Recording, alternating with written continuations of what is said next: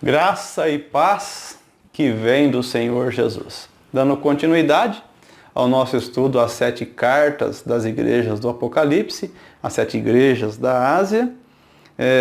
Se você começou por esse estudo, tem alguns outros aí que tratam acerca de cada uma das igrejas reveladas no Apocalipse. E hoje começamos no capítulo de número 3, carta à igreja em Sardes. Apocalipse capítulo 3, versículos 1 a 6.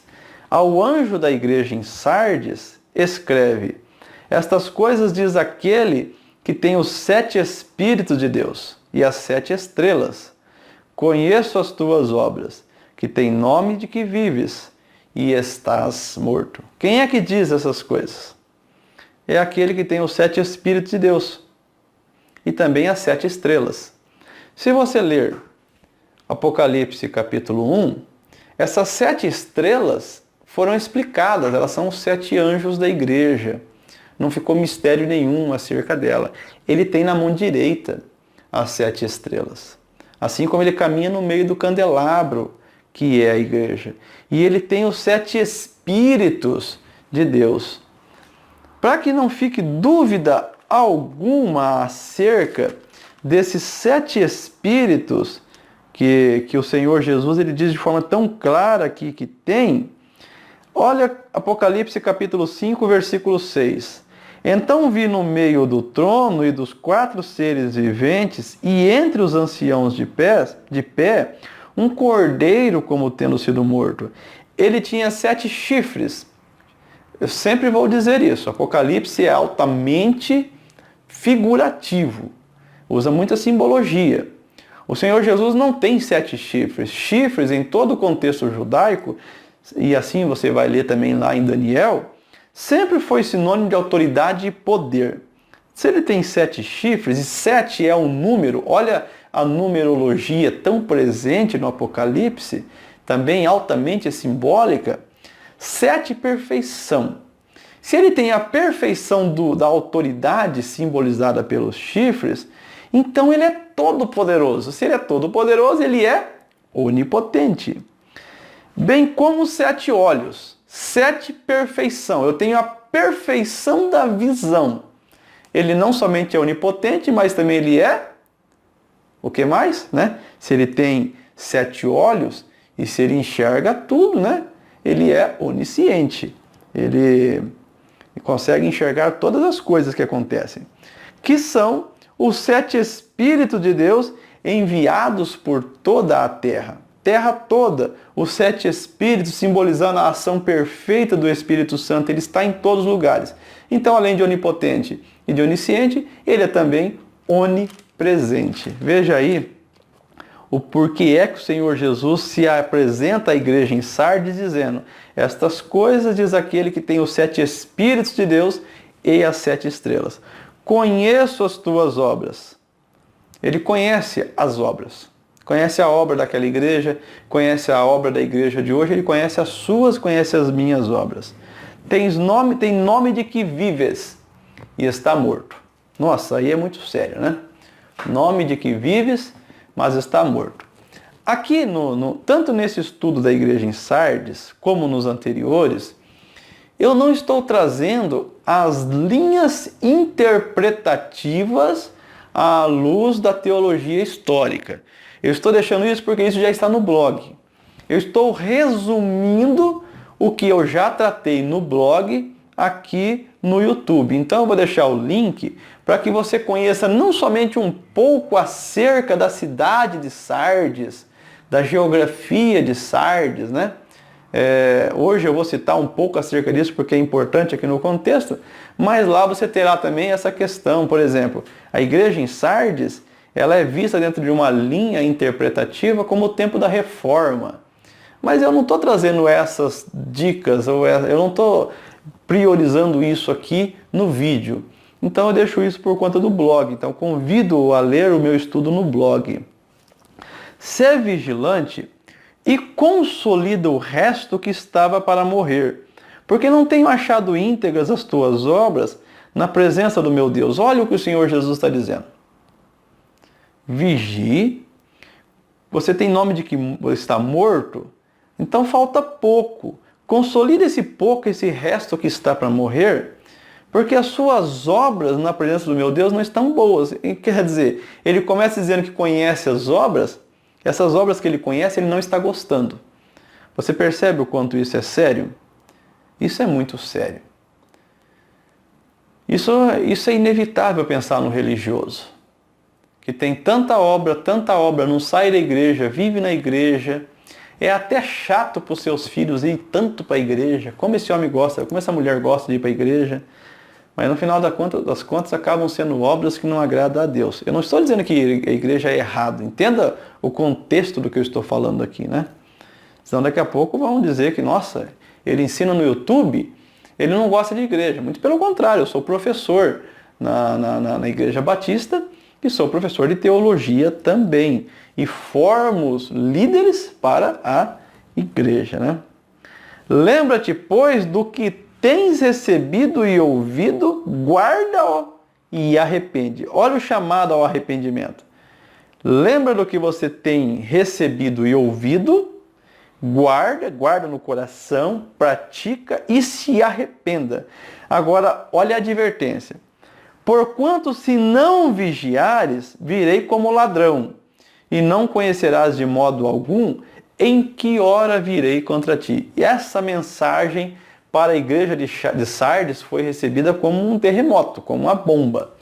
Porque quando você ler acerca do contexto histórico de Sardes, veja só, está no blog a informação. A glória de Sardes estava no seu passado. No 6º século a.C., a cidade tinha sido a capital do reino da Lídia e mais tarde um centro de governo dos persas. Nos tempos do Novo Testamento, ela estava reduzida à relativa obscuridade. Seu único destaque é que nela se encontravam diversas estradas romanas grandes e era um importante centro industrial de produtos de lã e tinturaria. O culto mais importante da cidade era destinado a Cibele, a deusa de uma das mais famosas religiões de mistério da Ásia. O poderio militar era um destaque da cidade. Atualmente é um vilarejo chamado Sarti, encontrado na Turquia, província de Manisa. Se você continuar lendo, eu não me lembro exatamente se eu coloquei, mas creio que sim, a história de Sardes, se não você pode pesquisar, você vai encontrar, em uma escalada nos montes, a cidade foi dominada em séculos anteriores a Cristo e acabaram perdendo o seu reinado, perdendo o seu domínio e se submetendo àqueles que chegaram repentinamente como um ladrão e os dominaram. Agora, quando você lê esta informação aqui do Senhor Jesus, é assim que eles recebem. Se não vigiares, virei como ladrão. Como no passado deles eles sabiam exatamente em que isso implica, né? Eles receberiam essa mensagem com uma advertência muito séria. E não conhecerás de modo algum em que hora virei contra ti. Tens, contudo, em Sardes umas poucas pessoas que não contaminaram as suas vestiduras e andarão de branco junto comigo, pois são dignas. O vencedor será assim vestido de vestiduras brancas, e de modo nenhum apagarei o seu nome do livro da vida. O Senhor sabe, Ele conhece, Ele elogia. O Senhor Jesus sempre elogia primeiro o que tem para elogiar, repreende depois, né? Ele sabe que ali tem algumas pessoas que não se contaminaram, não contaminaram as suas vestiduras. Essas vestiduras, ela é um sinal claro de ser lavado por Cristo. Um sinal claro da obra que o Senhor Jesus fez, né? Através do Espírito Santo, lavando-nos do nosso pecado. É essa a simbologia de vestiduras. Então, quando ele diz que elas não contaminaram as suas vestiduras, é sinal de que elas valorizam esse lavar do Espírito Santo, não vivendo em pecado, mas vivendo em santidade, andando na luz como o Senhor Jesus na luz está. E então, dizendo que existem algumas pessoas assim, ali em Sardes, ele diz que o vencedor será vestido de vestiduras brancas. e de modo nenhum apagarei o seu nome do livro da vida. Pelo contrário, confessarei o seu nome diante de meu Pai e diante dos seus anjos. E aí então, o Senhor Jesus diz: quem tem ouvidos, ouça o que o Espírito diz às igrejas. É sempre assim que o Senhor Jesus termina. Quem tem ouvidos, ouça. Ouça o quê? O vencedor será assim vestido de vestiduras brancas. De modo nenhum apagarei o seu nome do livro da vida. Vamos ver, quando é que isso acontecerá? Apocalipse capítulo 7, a partir do versículo 9, olha a visão que nós temos.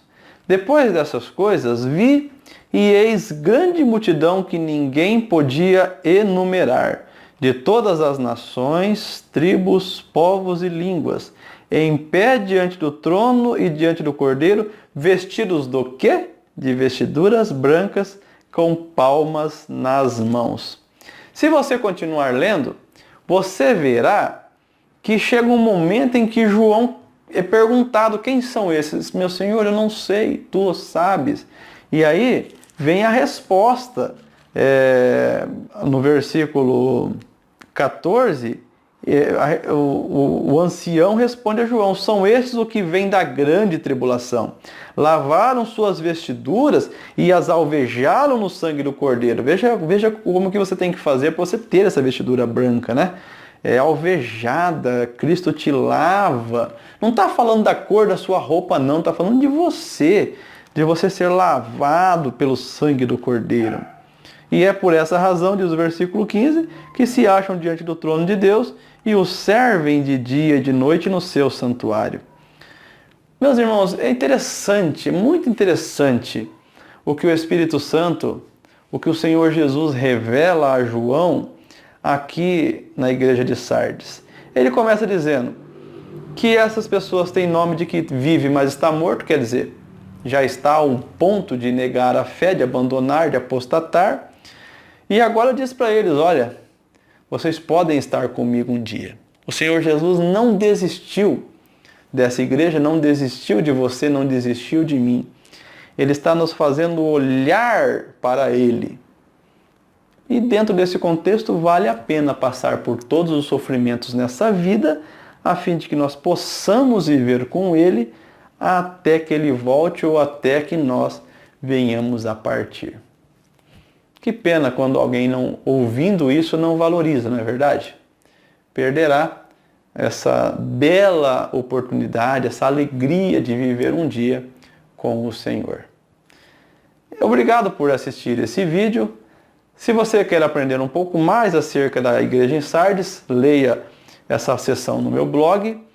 E conto com você para curtir, compartilhar, comentar também, isso ajuda muito o nosso trabalho no YouTube, e compartilhar nas redes sociais para que outras pessoas conheçam também esse nosso trabalho. Eu agradeço e espero que você continue assistindo os outros estudos das cartas às igrejas do Apocalipse. A graça e a paz do Senhor Jesus. Até mais.